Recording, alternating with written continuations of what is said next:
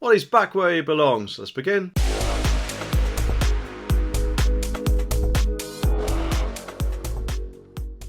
The article says that disgraced pop star Gary Glitter will now die behind bars after being recalled to prison just weeks after his release. The former head of Scotland Yard's paedophile unit has said. Mike Hams predicted the 1970s glam rocker, real name is Paul Gadd, would now spend the rest of his life in jail as he will always represent a danger to children. The probation service confirmed on Monday that the 78-year-old paedophile was being recalled to prison following the breach of his licence conditions.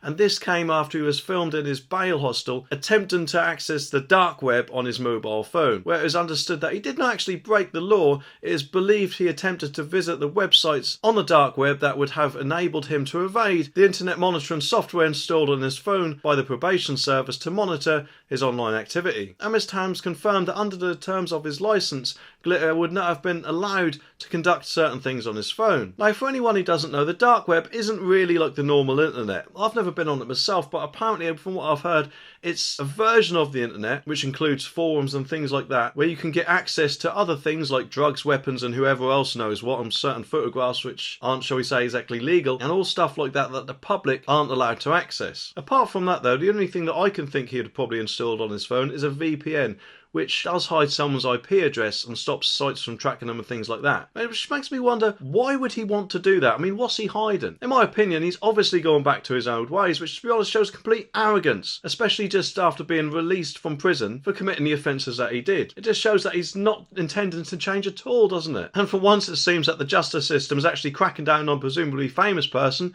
who thinks he can get away with it, when he obviously shouldn't be able to. But at the end of the day, he's obviously done us all a favour, isn't he? Because he's, in my opinion, back where he belongs. I mean, there was obviously a chance that he might get out of prison because he's served half of his sentence and then you're obviously paroled. But the likelihood of him actually surviving for the rest of his sentence is obviously a lot less than, let's say, a 40-year-old or something like that. It just shows what a complete idiot that he is. I mean, he got his freedom and just blew it all away, didn't he? Well, there will be some people out there, I don't know who, but probably some people may say, well, he may not have realised that he weren't allowed to do those things. But I'm sorry, if you've spent a long time in prison and actually wanted to come out, presumably you'd have actually gone through your terms and conditions with a fine-tooth comb, wouldn't you? So he's only got himself to blame. And personally myself, I'm just glad that it wasn't actually a more serious crime where he actually harmed someone that caused him to go back to prison. He added, as far as Gadd is concerned, he is so dangerous and so fixated on his offending behaviour that he will never stop. He's just gone too far. He's arrogant and he's opinionated. Well, it seems to me that quite often the famous people appear to think that for whatever reason that the rules just don't apply to them. But then again, with the actual judges in this video, it looks like it might actually be the judge's fault. Anyway, subscribe for more and I'll see you in the next one.